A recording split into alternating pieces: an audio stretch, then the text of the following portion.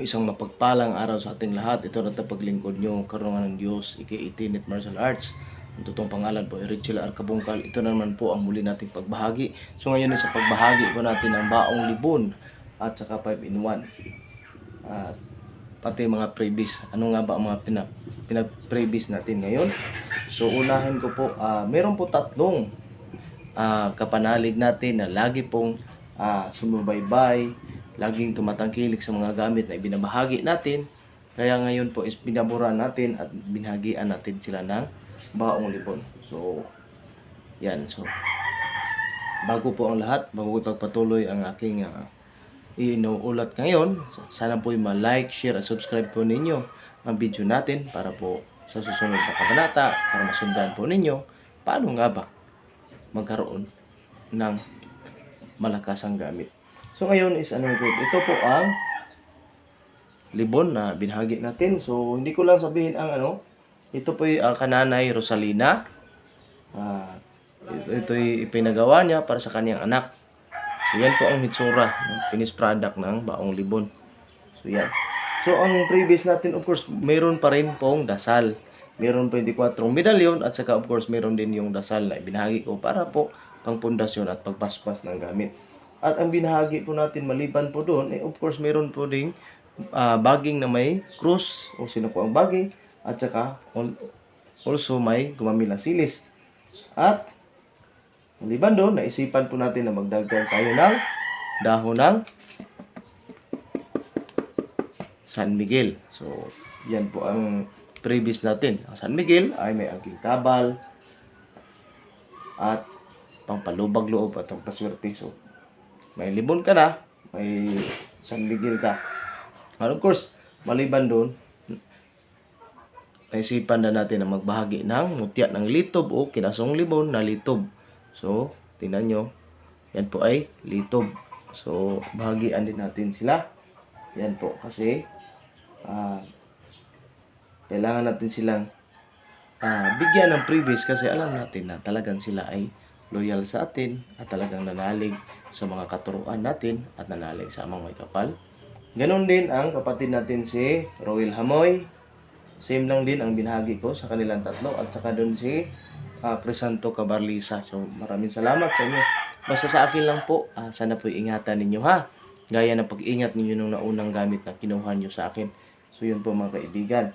At ngayon naman, dito tayo sa pagbahagi ko ng 5-in-1 na si Mr. Espiritu na lang. Apelido niya po ay Espiritu. So, iwan ko kung marinig ninyo. Ito ay 5-in-1 ang kinuha niya. So, ang 5-in-1, binigyan ko ng salsaga. Ay, linagyan natin ng salsagan o kiom na may angking kabal at taguliwas. Meron ding baging na may cross o sinukuan. Yan po ay para pangpahalina at pangpaamon ang pasuko ng kaaway. At of course, may gumamila silis na pampaswerte at kabal. At of course, meron ding bahay para po sa tawag nito. Para po sa gamit na tinatawag natin na para po sa kontrausog. At of course, para po pangpaalis ng negatibong elemento sa paligid ay ang puyas. Yan po, mga kaibigan. At yun lang ang in-order niya, pero binigyan natin siya ng ganun pa rin. Ang baging na may cross na pwede niyang ibabad sa tubig pag sumasakit kung anong masakit sa kanya at saka inumin. At meron din gumamila silis. At of course, meron din 24 orasyon at sulat kamay natin na para panimula po, para pundo, poder at saka yung tinatawag natin na pagdebosyon ng isang tao. At maliban doon, ay naisipan ko kasi siya ay nagbibenta po ng, I think, basta nagbibenta siya sa parang yung bang street vendors. Kaya sabi niya may kaunti siyang negosyo. Kaya yun, nahagian natin siya nito. So siya na bahala sa akin kung suswertihin siya dahil sa pangpaswerte na ibahagi natin sa kanya. Kasi naisipan ko mabahagian ko siya nito. Kaya ibibigay ko ito ng kusa. Nakadepende sa kanya kung suswertihin siya balang araw. Kung ipatikim naman niya sa akin yung swerte niya. Yan po kapatid natin na si Mr. Espiritu. Yan lamang po mga kaibigan. So balikan ko lang. Available pa rin po ang natin ha. Ayan, bigat ng umo. So may available pa rin po ang bato umo natin. So, kung gusto yung maliit, meron din po yung maliit nandito po sa supot. At medyo malaki kung pang altar, yan po. So, hayaan nyo, specific ko sa inyo, paano siya gamitin. Yan po mga kaibigan. At same lang din, available din po ang ating bao, isang mata, isang bibig. Yan po, mga kaibigan. So, yan. Ang libon at pangilang kidlat, paalala ko uli, yan po para sa mga kapatid natin na matagal na pong tumatangkilik sa ating mga gamit at saka katuruan natin at sa mga inumungkahi natin. Okay? Ibig sabihin nun, nakuha ko na po ang kanilang loob. Ibig sabihin, nakuha ko na po ang kanilang pananalig. Kaya, naintindihan ko sila, kaya kailangan ko din silang bahagian. So, maraming salamat sa inyo. Yan po mga kaibigan. Hindi masyado mataas ang vlog natin. Dahil lang sa may lakad pa po tayo. Kaya, big shoutout na lang lamang po sa kapatid natin, na psychic natin. Katulong natin sa pangkalahatang gamutan. Yan po si Crystal Kisagan, si Mamir Aldi, Marochelle, at si Mr. Dato Kalasag. At sumunod din doon si Arlon Litua kasi siya din ay minsan ay nag-share na din mga gamit. So, big shoutout mga kapatid. So, big shoutout din sa kapatid natin nasa USA, Jerlene Estorco, Sandra Ihon, sila nasa USA. Si Nanay Priscilla, USA din po, pero umuwi ng Baguio para makapanggamot na din ng kapwa. Yan, so napakamainam. Magandang halimbawa po si Nanay Priscilla na dahil sa ating pagtuturo, pagbigay ng kaalaman, ayun, at sinunod ni Nanay Priscilla, tumangkilik si Nanay Priscilla ng mga ilang gamit natin.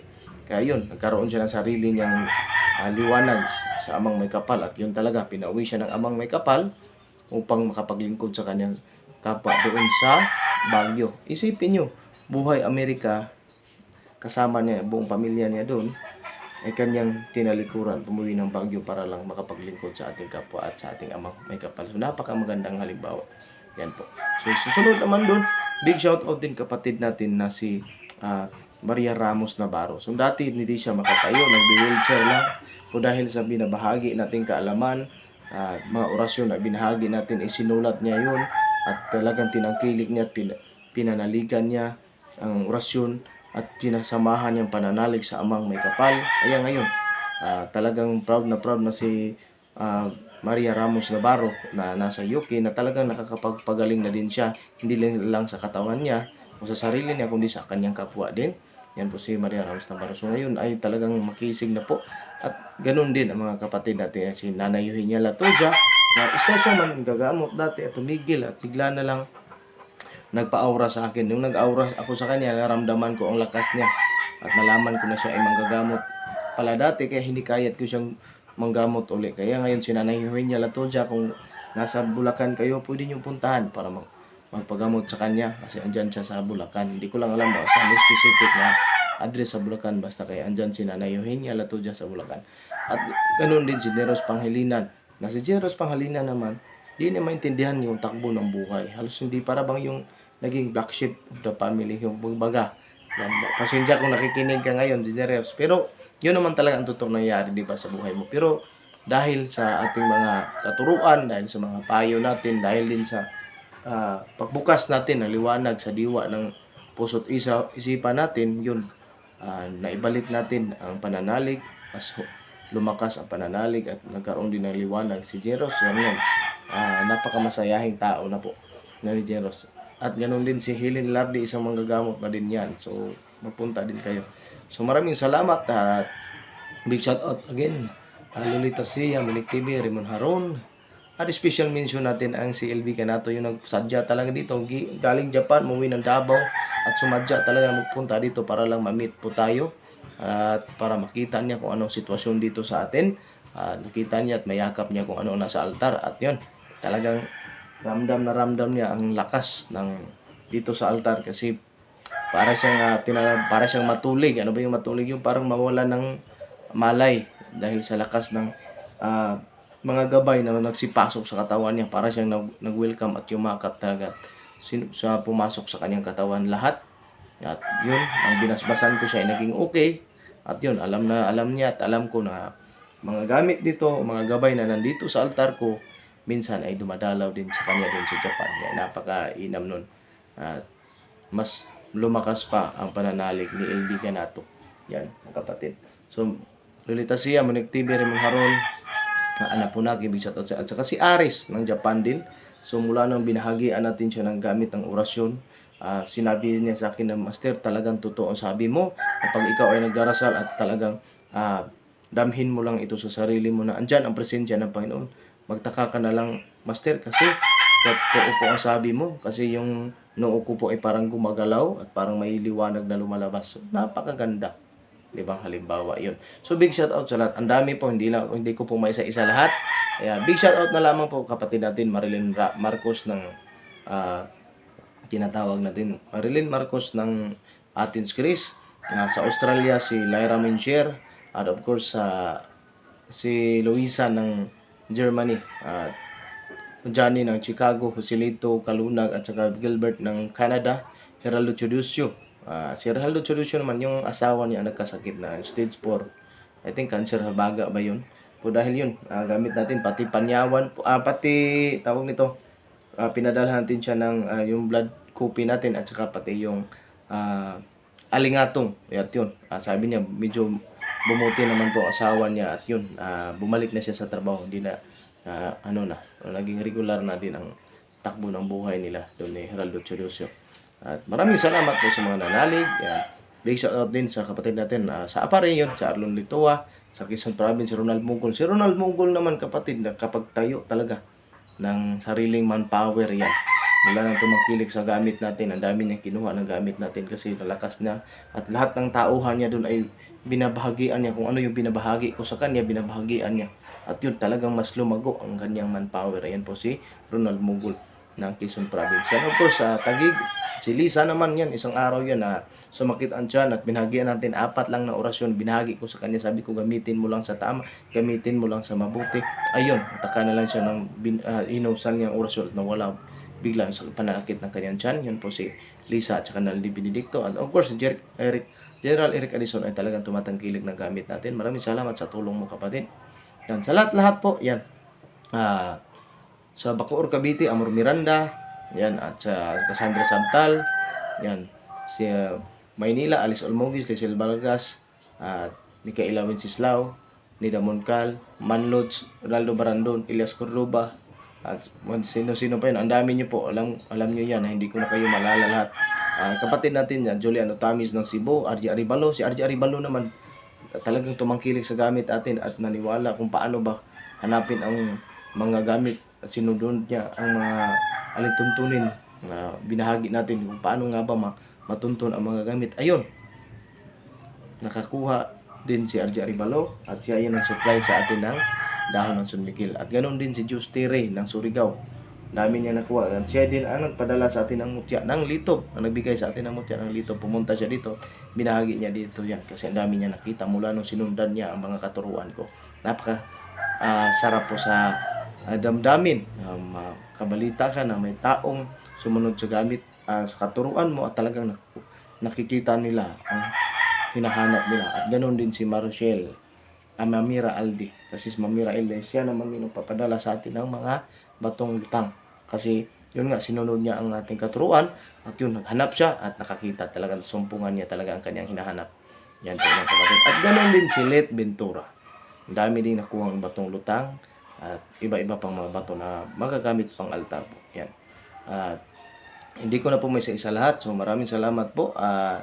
Harok Mabilda ng Tagum City, commander ng Sikihor,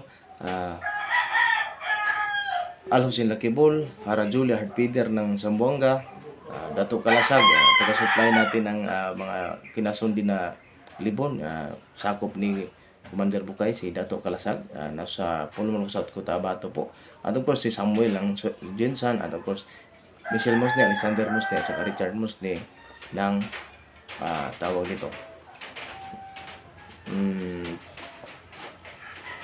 Cotabato City, kung saan dati sila membro ng Ilaga na kung saan pinamumunuan ni Mau at saka ni Commander Petrik. So umulan po, kaya tigilin ko muna ang sa pamamagitan ng pagdarasal.